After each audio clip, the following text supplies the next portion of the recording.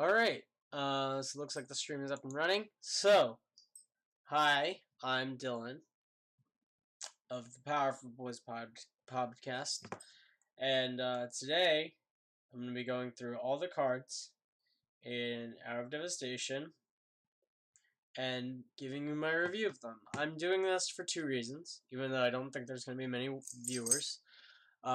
Mainly, I like to have it for my own personal reference. And B, I like to record my reactions to the cards and then compare them to other community reactions, so I can sort of contain my own feelings about the cards, um, and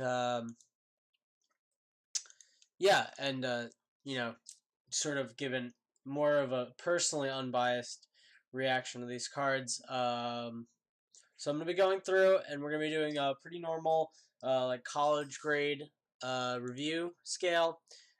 So A is going to be the best things in the set. These are unbeatable cards. Glorybringer, Angel Sanctions. Those are examples from Amonkhet. And then we've got A minus, which are like, these are maybe not unbeatable cards, but these are like some of the top cards in the set. Trial of Solidarity, Magma Spray is probably an A minus somehow. Things like that. B plus, really good cards. Things that are gonna drive you into a color if you see them. B is perfectly, like, actively good cards that are going to make your deck stronger. B minus, things that fall into that category, but, maybe it's not an enormous signal just because you see it late. C plus, these are, your bread and butter cards. These are the better end of the cards that you are going to be putting in your deck because you need, an adequate number of creatures and spells. But these are the ones that you actively want. Neff Crop Entangler is probably like it's more like a B minus, but things like that. C, these are the cards that you actually are putting in because you need 15 creatures. And C minus, these are going to be your real filler pieces, the cards that are certainly suboptimal, but you need them. You need them in the deck. And D, actively bad cards that make your deck worse by putting them in. But sometimes you have to take a D because, it's your only option. Pun not intended. And F is a second to last grade, actually. Fs are cards that are unplayable. Stone unplayable. Things like Lux or River Shrine is unplayable. And last but not least, we have the question mark grade, which is my version of the sideboard grade. These are cards that are probably not good in a main deck and probably not good just in general, but they are going to be good in a sideboard, and they should be taken into consideration for a sideboard. There were some important cards in Amonkhet that fell into this category. I can't even remember the name of the card. The Blazing Volley is one of them. These are cards that you really have to look out for your sideboard, and this is actually something that is important in competitive Magic. Again, I'm not a pro. I like to play, PPTQs and GPs and, other types of events like that. I'd love to be a pro, but so these are my reviews, and I'm prepared to be incredibly wrong. And apparently, I have a guest today. I've got Molly. Molly's here. Say hi. Molly is very nervous, so she's putting her arms on my lap. Anyway, this is gonna be a while, so without further ado, let's get into white. Alright. So we got Active Heroism. Untap target creature. It's +2/+2 until end turn, can block an additional creature each turn. One in a white for an instant. Well, untapping is really good with Exert. And +2/+2 and blocking an additional creature. I feel like the blocking an additional creature is more like trinket text. But the untap is actually super relevant when Exert is involved. And +2/+2 is a healthy boost. This sort of is like you know, like Jeru's Resolve was a deck that would often make the cut. It is a card that would often make a cut in the main deck in previous format. I'm gonna say that this is probably gonna be more playable than, like, it looks kind of boring, but it's definitely gonna be more playable. I'm gonna go ahead and give this a C. This is certainly a decent combat trick. Combat tricks are pretty necessary in limited, so I think it's pretty good. So that's gonna get a C. Next up, we've got Adorned Pouncer, 1 and a white for a rare 1/1 creature cat. It's got double strike and Eternalize, 3 white white. Eternalize means you can bring it back from your graveyard as a 4/4 black zombie. So this card's really great. First of all, it has the magic number 2. It's a creature that costs 2, which is extremely useful in in limited in general. It was very, very useful in Amonkhet, but I'm assuming it's going to be probably just as important in this set. 1/1 double strike seems a little unimpressive, but it's actually really great. Trades up, anything with 2 power is dead. And then you get back as a 4/4 indestructible for 5 mana, so this is more like 2 cards, really. And 4/4, not indestructible, sorry, 4/4 double strike for 5 mana is something I'm very interested in, because that is going to end the game very, very quickly if left unchecked, taking 8 damage a turn. I am inclined to say that this is a really good card. It does die to a lot of stuff. It really is poor against -1/-1 counters, but then you internalize it. I'm gonna go ahead and give this I'm gonna give this a B+. I think this is gonna be a really strong card that you're gonna really want.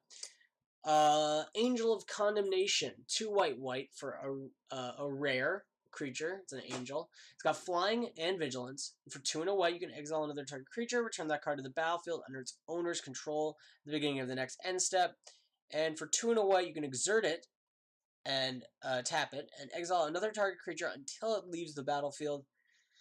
So this lets you flicker a creature. And it's a 3/3 flying vigilance for 4 mana. And it lets you O-ring a creature. You have to exert it, but still, this card's ridiculous. This card is so good. This is going to be one of the best cards you can get. 3/3 flyer for 4, vanilla 3/3 flying vigilance for 4 mana is for sure passing the vanilla test. And then getting to be able to flicker something or O-ring something for 3 mana it's crazy. This is it does die to some stuff, and the exerting is it is a factor, but I feel like more often than not this is going to be just a real beater of a card, and I'm going to give this an A-. Next up, we have Angel of the God Pharaoh for white for a 4/4 flying with cycling 2. It's an angel, and it's an uncommon. This card is, very playable. It's not amazing. 4/4 flyer for 6 is pretty on par for limited creature curve. And cycling 2 makes it a lot more playable. There is a cost of cycling, but you're not really missing out that big. So I'm gonna go ahead and I'm gonna give this one a.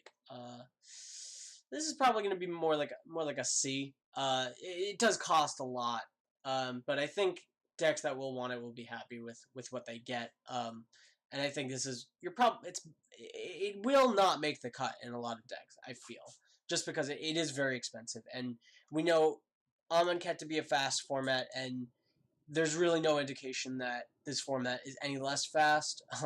So that's just how I'm evaluating my reviews of these cards. Just the fact that Exert is still in the format and Afflict is now in the format, I really don't think that it's going to be slowing down that much. Some people are really unhappy about that, but I don't know. I thought it's kind of fun. Either way, I'm going to be giving Angel of the God Pharaoh a C. Even of Enduring Hope, 4 and a white for a common bird cleric with flying. It's a 3/3. When it enters the battlefield, you gain 3 life. This is filler. 3/3 for 5 with flying is not horrible. Gaining 3 life. I mean that could not even be on here, and I'd probably give it the same grade. I'm just gonna give this a C minus. Um, Something that will probably make a lot of decks. I don't know if it'll make every deck. All right, we've got our first mythic. We've got Crested Sunmare, 3 white for a 5/5 horse. It's a mythic. Other horses you control have indestructible. Great. Nobody wants their horses to die. It is and at the beginning of each end step, if you gain life this turn, create a 5/5 white horse creature token. So this is insane, right? You do need some lifelink to make this like truly disastrous for your opponents. But I just think you put in a couple cards with lifelink, maybe 1 or 2 life gain spells, and this thing just completely. I'm just gonna move my camera. You guys don't mind.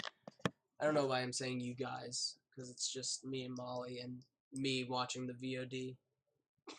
Whatever. Yeah, I mean, you get 1 horse off of this, and you have 10/10 of stats for 5 mana. You're very happy with this. This is something that's looking I mean, you have to get rid of it, but I honestly think this is pretty close to unbeatable. I'm gonna give this an A. Actually, it's gonna be our first A of the night. This is pretty crazy. This card is really good. Next up, we've got Dauntless Aven. 2 and a white for a common bird warrior. It's a 2/1. It's got flying. Whenever it attacks, untap target creature you control. Yep, this is 2 power in the air for 3 mana is something I'm very interested in. The 1 is not great for -1/-1 counters, but whatever. But then that ETB when that attack trigger is really brutal in a deck with exert creatures. You exert and you just untap in the same action, and that's really big. I think this is a card that you're going to. This card is a little innocuous looking, but you're going to be actively wanting this card in your deck, and I'm going to be giving this a C+. I think this is a very good card. Maybe even a B-, but I'm going to play safe here and say C+, because it does have that 1 toughness, and just 1 -1/-1 counter will kill it. Next, we've got Desert's Hold. 2 and a white for an uncommon aura enchant creature. When it ATBs, if you control a desert or there's a desert in your graveyard, you gain 3 life. That might happen, whatever. But the meat of this is it's 2 and a white for enchanted creature can't block, attack, block, and activate abilities. Pacifism. It's a great card. You're gonna want this in every deck. There's no reason not to take this. I'm just gonna go out and give this a B+. Something you're gonna want every time. And this is a big signal in white. If you see this card go into white, you're gonna be happy with your decisions. Now we've got Disposal Mummy. When Disposal 2 and a white for a 2/3 zombie jackal. It's a common. When Disposal Mummy enters the battlefield, exile target card from an opponent's graveyard. I guess if your opponent has like a lot of really bomby eternalized creatures, then that's going to be super relevant, but I don't see that as being that big of a pull. That said, 2 and a white, 3 mana for a 2/3 is fine, and then it's a zombie, which is very relevant. I think this card's fine. I don't know if it's great, but I think it's going to be, it's going to be okay for filling out your creature curve. I'm going to go ahead and give this one a C-. Next we got Jeru with Eyes Open. 3 white for a rare human warrior. It's a 4/3. It's got vigilance. When it ETBs, you may search the library for a planeswalker, reveal it, put it in your hand, shuffle your library. If a source would deal damage to a planeswalker you control, prevent 1 of that damage. So this is a 4/3 with vigilance for 5, and the rest of the text doesn't matter.